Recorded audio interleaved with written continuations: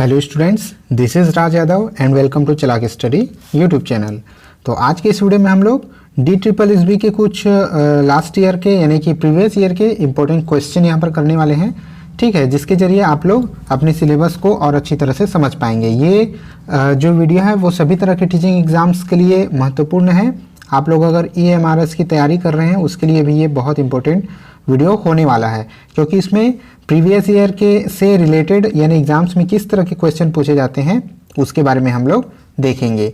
ये जो वीडियो है वो जीके से रिलेटेड प्रश्नों का है, तो आप जीके में आपके किस तरह से प्रश्न पूछे जाते हैं उसको आप अच्छी तरह से समझ पाएंगे और अपने ज्ञान को परख पाएंगे, रिवीजन भी कर पाएंगे। तो चलिए वीडियो को स्टार्ट करते हैं, ठीक है। लेकिन उससे पहले अगर आप लोगों ने अभी तक इस चैनल को सब्सक्राइब नहीं किया है तो प्लीज़ इस चैनल को सब्सक्राइब जरूर कर लें, ठीक है, क्योंकि इस चैनल पर आपके तैयारियों से रिलेटेड रेगुलर वीडियोस अपलोड होती रहते हैं। साथ ही अगर वीडियो पसंद आता है तो लाइक जरूर कर दीजिएगा, साथ ही अपने दोस्तों के साथ इसको शेयर भी कर दीजिएगा। आप चाहें तो हमारे टेलीग्राम ग्रुप से भी जुड़ सकते हैं, क्योंकि उसमें इंपॉर्टेंट PDF आपको अवेलेबल हो जाते हैं। इस वीडियो में जितने भी क्वेश्चन हैं उनके PDF आपको हमारे टेलीग्राम चैनल पर अवेलेबल हो जाएंगे।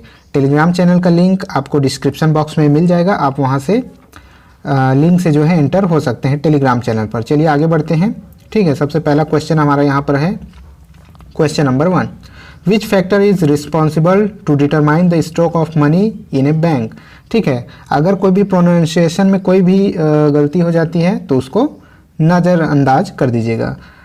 ऑप्शन नंबर 1 है आपका all of the given option, option number 2 है the monetary base, option number 3 है individual preference for currency versus checking deposits, और ऑप्शन नंबर 4 है द रेवेन्यू डिपॉजिट रेशियो।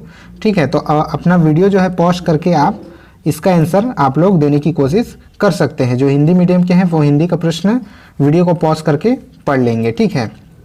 तो कुछ इसी तरह से आपके जीके का जो आपका पोर्शन है, या फिर आप इसको जनरल अवेयरनेस GA भी कह सकते हैं, उसमें से आपका आएगा जीके एंड जो CA है करेंट अफेयर, उस पोर्शन में आपके बिल्कुल इसी तरह से हर तरह के क्वेश्चन पूछे जाते हैं, चाहे वो पॉलिटिक्स से हो, चाहे इकोनॉमिक्स से हो, चाहे हिस्ट्री जियोग्राफी जो भी पोर्शन आपका होता है, साइंस हो, उससे आपके क्वेश्चन बनते हैं। तो वीडियो को पॉज करके अपना आंसर देने की कोशिश कीजिए, ठीक है।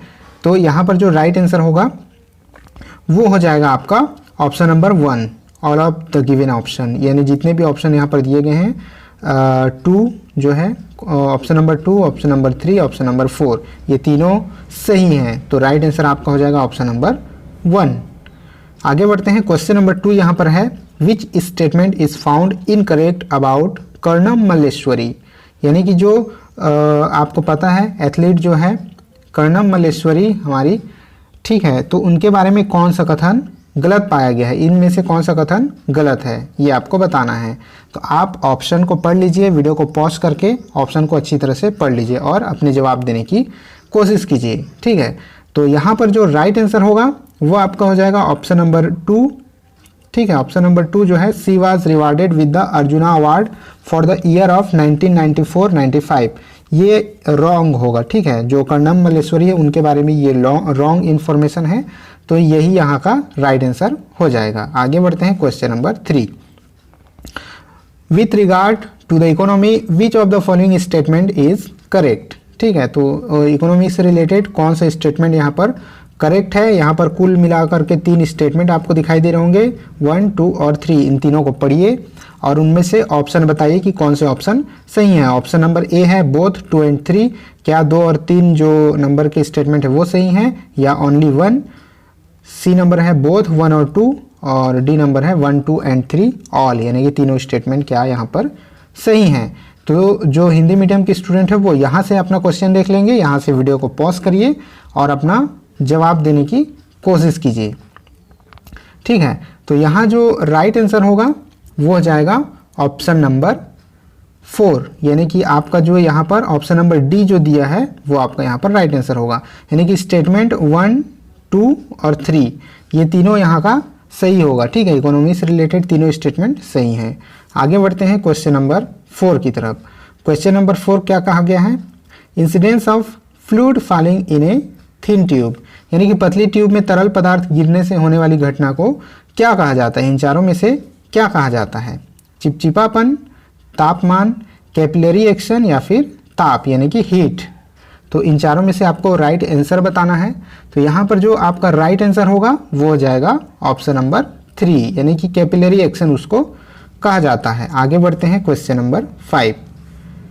क्वेश्चन नंबर 5 है यहाँ पर, which one of the following dance form is not considered as a classical dance form. यानी कि यहाँ पर 4 डांस फॉर्म दिए गए हैं आपको, उसमें से जो शास्त्रीय नृत्य किसको नहीं कहा जाता है। ठीक है, नॉट कंसिडर यानी कि इन चारों में से किसको शास्त्रीय नृत्य नहीं कहा जाता है। तो वीडियो को पॉज करके आंसर दीजिए। यहाँ आपका जो राइट आंसर हो जाएगा वो हो जाएगा ऑप्शन नंबर 2 बिहू। ठीक है, बिहू नृत्य जो है उसको शास्त्रीय संगीत की श्रेणी में अभी तक शामिल नहीं किया गया है। आगे बढ़ते हैं question number 6। With regard to the fundamental rights find the incorrect option. यानी कि फंडामेंटल राइट्स से रिलेटेड कौन सा ऑप्शन यहाँ पर इनकरेक्ट है। बाकी के 3 करेक्ट हैं और एक जो है इनकरेक्ट है। ठीक है, तो फंडामेंटल राइट से रिलेटेड कौन सा सेंटेंस यहाँ पर इनकरेक्ट होगा आपको ये बताना है। तो यहाँ पर आपका जो राइट आंसर हो जाएगा वो होगा ऑप्शन नंबर 3 आर्टिकल 26। आर्टिकल 26 जिसमें कहा गया है कि freedom of conscience and free profession, ठीक है, practice and propagation of religion. यानी कि ये आपका आर्टिकल 26 यहाँ पर आपका राइट आंसर होगा। राइट आंसर इसलिए होगा क्योंकि ये जो आर्टिकल 26 में जो कहा गया है वो इनकरेक्ट है। ठीक है, आगे बढ़ते हैं। ये हिंदी वाले अपना इसमें से देख लेंगे। ठीक है, आगे बढ़ते हैं क्वेश्चन नंबर 7। क्वेश्चन नंबर 7 है, where is the International Court of Justice situated. यानी कि जो अंतर्राष्ट्रीय न्यायालय है वहाँ वो जो है कहाँ सिचुएटेड है, किस जगह पर स्थित है। द हेग, पेरिस, वियना या फिर वाशिंगटन। तो आपका जो राइट आंसर होगा वो हो जाएगा ऑप्शन नंबर 1 द हेग। ठीक है, ये बहुत इंपॉर्टेंट क्वेश्चन है, मल्टीपल मतलब कई बार जो है एग्जाम्स में पूछे जाते हैं। तो द हेग जो है इसको याद रखिएगा, ये राइट आंसर होगा। अंतर्राष्ट्रीय न्यायालय हेग में स्थित है। ऑप्शन नंबर 8 है, क्वेश्चन नंबर 8 है आपका, one is used to measure the depth of water in the ocean. यानी कि महासागर की जो है पानी की गहराई को मापने के लिए किसका उपयोग किया जाता है। इन 4 ऑप्शन में से किसका उपयोग किया जाता है। ऑप्शन है आपका फैदम मापी, शक्ति मापी, दुग्ध मापी या फिर वायु दाब मापी। तो यहाँ आपका जो राइट आंसर होगा वो हो जाएगा ऑप्शन नंबर 1 फैदम मापी, यानी फैदोमीटर इसको शायद कहते हैं। तो ये जो है राइट आंसर आपका हो जाएगा। आगे बढ़ते हैं क्वेश्चन नंबर 9 देखिए, which place is not included in the list of UNESCO's world heritage cultural site of India. यानी कि यूनेस्को का जो वर्ल्ड हेरिटेज कल्चरल साइट जो वो घोषित करते हैं उसकी लिस्ट में इन चारों में से कौन सा शामिल नहीं है। यानी कि हिंदी में इसको कहते हैं सांस्कृतिक स्थलों की सूची, सांस्कृतिक धरोहर जिसको कहते हैं, विश्व धरोहर। जो विश्व के सांस्कृतिक धरोहर जो होते हैं उस सूची में इन चारों में से कौन सा शामिल नहीं है, ये आपको बताना है। ठीक है, नॉट यहाँ पर नॉट लिखा हुआ है यानी कि कौन सा शामिल नहीं है। तो वीडियो को पॉज करके आप अपना आंसर दे सकते हैं। यहाँ आपका जो राइट आंसर होगा वो हो जाएगा ऑप्शन नंबर 2, जो ये Dilwara Jain temple of mount Abu जो है वही इसका राइट आंसर होगा, क्योंकि इसको अभी तक वर्ल्ड हेरिटेज साइट में शामिल नहीं किया गया है। आगे बढ़ते हैं question number 10, which of the following statement is true with reference to a money bill. यानी कि जो मनी बिल है आपका, ठीक है, धन विधेयक जिसको कहते हैं, तो उससे रिलेटेड इन 4 स्टेटमेंट में से कौन सा सही है। ठीक है, यहाँ पर ट्रू पूछा गया है, तो कौन सा स्टेटमेंट इनमें से सही है।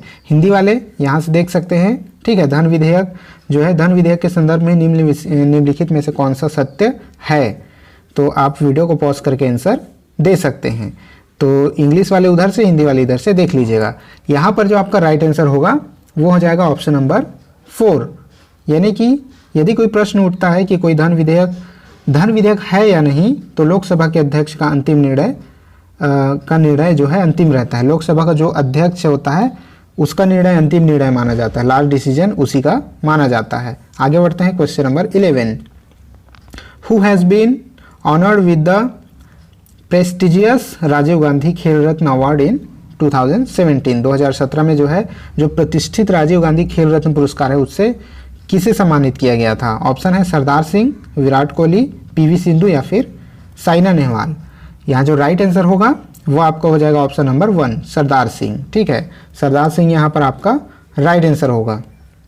आगे बढ़ते हैं। ये जो पिछला क्वेश्चन था वो करंट अफेयर का क्वेश्चन था, क्वेश्चन नंबर 12। ठीक है, तो आप करंट अफेयर की जब तैयारी करेंगे तो इन सब को शामिल कीजिएगा, जो खेल कूद है उससे ही ज़्यादातर प्रश्न पूछे जाते हैं। Question number 12, when did the central cabinet pass a resolution to grant reservation of 50% seats to women in the panchayat, यानी कि केंद्रीय मंत्रिमंडल ने पंचायतों में महिलाओं को जो है 50% सीटों का आरक्षण देने का प्रस्ताव कब पारित किया था? ऑप्शन है 2017, 2004, 2009 या फिर 2014। यहाँ पर आपका जो राइट आंसर होगा वो हो जाएगा ऑप्शन नंबर 3। ठीक है, ऑप्शन नंबर 3 2009 आपका राइट आंसर होगा। 2009 में इसको पारित किया गया था। आगे बढ़ते हैं। Question number 13, which company is a commercial arm of the Indian Space Research Organisation? कौन सी कंपनी जो है भारतीय अंतरिक्ष अनुसंधान संगठन, ठीक है, की एक वाणिज्यिक शाखा है? ठीक है, आपको ये बताना है कि कौन सी कंपनी भारतीय अंतरिक्ष अनुसंधान संगठन जो है उसकी वाणिज्यिक शाखा है। ऑप्शन पढ़ लीजिए। ठीक है, वीडियो को पॉज करिए और ऑप्शन पढ़ लीजिए। मैं यहाँ पर आपको सिर्फ राइट आंसर बता रहा हूँ। यहाँ जो सही जवाब है वो हो जाएगा option number 2 Antrix corporation limited. ठीक है, एंट्रिक्स कॉर्पोरेशन लिमिटेड ये आपका राइट आंसर हो जाएगा। आगे बढ़ते हैं। Question number 14, which of the following is not true about the national council of educational research and training NCERT? NCERT आपको पता होगा, तो NCERT के बारे में इनमें से क्या सही नहीं है? यहाँ पर नॉट लगा हुआ है। ठीक है, नॉट लगा हुआ है, इसको ध्यान से देखिएगा। तो NCERT के बारे में क्या सही नहीं है? ऑप्शन आप पढ़ सकते हैं। The NCERT is a constitutional body. ठीक है, हिंदी वाले मैं एक बार हिंदी के क्वेश्चन आपको दिखा देता हूँ, आप यहाँ से पॉज करके जो है आप ऑप्शन अपना पढ़ लीजिए। इंग्लिश वाले यहाँ से पॉज करके अपना ऑप्शन पढ़ लेंगे। The NCERT is a constitutional body. The NCERT is an autonomous organization. ठीक है, थर्ड पढ़ लीजिए, फोर्थ आप पढ़ लीजिए। It was established in 1961 by the government of India. ठीक है, तो ऑप्शन आई होप आप लोगों ने पढ़ लिया होगा। यहाँ पर जो आपका राइट आंसर होगा वो होगा क्वेश्चन नंबर 14 जो आपका यहाँ दिया हुआ है, उसका राइट आंसर हो जाएगा ऑप्शन नंबर 1, यानी कि the NCERT is a constitutional body. तो NCERT जो है एक कॉन्स्टिट्यूशनल बॉडी नहीं है, इस वजह से ये आपका राइट आंसर होगा। यानी कि कॉन्स्टिट्यूशनल कहने का मतलब जो संविधान से रिलेटेड होता है, यानी कि संवैधानिक बॉडी नहीं है। आगे बढ़ते हैं। Question number 15, which of the following is incorrect about the Satyashodhak Samaj? Satyashodhak Samaj का नाम आप लोगों ने सुना होगा। ठीक है, ये जो है आपका हिस्ट्री से रिलेटेड हो जाता है। तो इसमें से कौन सा स्टेटमेंट जो है इनकरेक्ट होगा? हिंदी वाले यहाँ से आप अपना ऑप्शन जो है देख लीजिए, सत्यशोधक समाज के बारे में कौन सा ऑप्शन सही होगा। ऑप्शन नंबर 1 है समाज ने ब्राह्मण पुजारियों की भागीदारी के बिना विवाह को बढ़ावा दिया। ऑप्शन नंबर 2 है इसके सदस्यों ने शराब का सेवन न करने की संकल्प लिया। ऑप्शन नंबर 3 है इसकी स्थापना पहले सतारा और फिर पुणे में हुई। ऑप्शन नंबर 4 है इसकी स्थापना 1873 में ज्योतिराव फूले ने की थी। तो यहाँ जो राइट आंसर होगा वो हो जाएगा जो क्वेश्चन नंबर 15 है उसका आंसर आपका हो जाएगा ऑप्शन नंबर, ये जो ऑप्शन नंबर लास्ट है। ठीक है, ऑप्शन नंबर लास्ट आपका इसका राइट आंसर हो जाएगा। माफ़ कीजिएगा, ऑप्शन नंबर 2 यहाँ पर राइट आंसर होगा। ठीक है, ऑप्शन नंबर 2 यहाँ पर आपका राइट आंसर होगा। इट्स मेंबर टू के verb not to consume alcohol. तो ये जो है यहाँ पर आपका राइट आंसर होगा ऑप्शन नंबर 2। ठीक है, ऑप्शन नंबर 2 इसके सदस्यों ने शराब का सेवन न करने का संकल्प लिया, ये यहाँ आपका राइट आंसर होगा, यानी कि ऑप्शन नंबर 2। ठीक है, ऑप्शन नंबर 2 आपका राइट आंसर हो जाएगा। आगे बढ़ते हैं।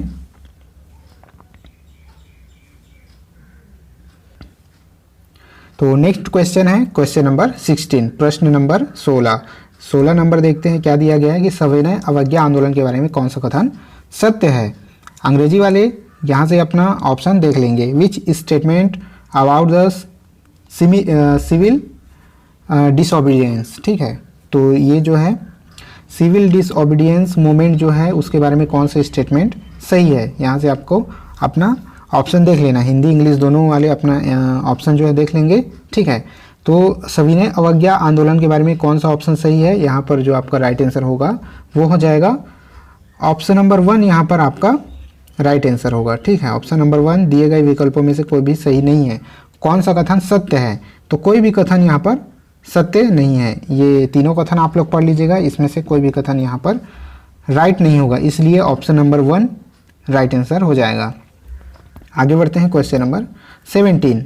ठीक है, रेशम उत्पादन का संबंध किससे है? जिसको बोलते हैं सेरीकल्चर। ठीक है, सेरीकल्चर जो है is related to the production of dash, किससे संबंधित है? रेशम उत्पादन का संबंध कपास से है, रेशम से है, रबर से है या फिर तिल से है? तो यहाँ जो आपका राइट आंसर होगा, ठीक है, सेरीकल्चर। अब यहाँ पर हिंदी में देखिए सेरीकल्चर जो है यहाँ पर थोड़ा सा एक मिस्टेक है, हिंदी में रेशम उत्पादन नहीं होगा, हिंदी में भी हो जाएगा सेरीकल्चर। जब एग्ज़ाम में ऐसा कुछ पूछा जाएगा हिंदी में भी आपका पूछा रहेगा सेरीकल्चर। सेरीकल्चर का उत्पादन जो है किससे संबंधित है? ठीक है, ऐसा पूछा जाएगा। तो यहाँ पर जो आपका राइट आंसर हो जाएगा ऑप्शन नंबर 2, यानी कि सिल्क से, रेशम से, रेशम उत्पादन से संबंधित है सेरीकल्चर।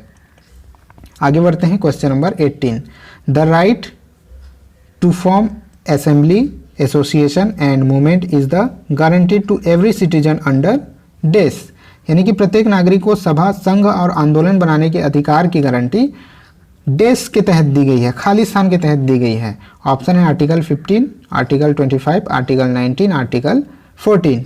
तो यहाँ जो आपका राइट आंसर होगा वो हो जाएगा आर्टिकल 19, यानी कि ऑप्शन नंबर 3। ऑप्शन नंबर 3 जो है आपका राइट आंसर हो जाएगा, अनुच्छेद 19 आपका सही जवाब होगा, ये ऑप्शन नंबर 3 है। ठीक है, आगे बढ़ते हैं question number 19। Which of the following is incorrect about the PSLV? PSLV आपको पता होगा क्या होता है? तो क्वेश्चन है आपका विच of the following is incorrect about PSLV। ठीक है, ऑप्शन देख लीजिए, ऑप्शन पढ़ लीजिए, हिंदी वाले हिंदी में, इंग्लिश वाले इंग्लिश में। तो यहाँ जो क्वेश्चन नंबर 19 है उसका राइट आंसर हो जाएगा option number 4। It was first successfully launched in 2001। ठीक है, ये जो है ऑप्शन इनकरेक्ट है, बाकी के 3 जो सही हैं, और ये जो है क्वेश्चन ऑप्शन नंबर 4 यहाँ पर रॉन्ग है। ठीक है, ऑप्शन नंबर 4 रॉन्ग है, इसलिए ये सही हो जाएगा। आगे बढ़ते हैं क्वेश्चन नंबर 20, जो कि आज का लास्ट क्वेश्चन है। Question number 20। द कोबरा नहीं है, कोरबा है, माफ़ कीजिएगा। The Korba coal mine located in dash state in India, यानी कि भारत में कौन से राज्य में कोरबा कोयला खदान स्थित है? ठीक है, कोरबा कोयला खदान बहुत फेमस कोयला खदान है। ऑप्शन है आपके बिहार, उड़ीसा, झारखंड या फिर छत्तीसगढ़। तो क्वेश्चन नंबर 20, ठीक है, तो इसका राइट आंसर क्या हो जाएगा? छत्तीसगढ़, यानी कि ऑप्शन नंबर 4 इसका राइट आंसर हो जाएगा। तो ठीक है दोस्तों, यहाँ पर हम लोगों ने कुल 20 क्वेश्चन यहाँ पर सॉल्व किए और देखे कि आपके सिलेबस में किन किन तरह के क्वेश्चन पूछे जाते हैं। तो क्वेश्चन GA या फिर आप इसको GK कह लीजिए, इसमें हर तरह के क्वेश्चन आ जाते हैं। ठीक है, आपके साइंस, हिस्ट्री, जियोग्राफी, उसके अलावा पॉलिटी, ठीक है, इन सभी के क्वेश्चन मिला जुला करके, करंट अफेयर, इन सभी के क्वेश्चन इसमें मिला करके दिए जाते हैं। तो ठीक है, आज के वीडियो में इतना ही था। सब्सक्राइब कर लीजिएगा चैनल को और टेलीग्राम चैनल को भी ज्वाइन कर लीजिएगा, ये PDF आपको वहाँ पर अवेलेबल हो जाएगा।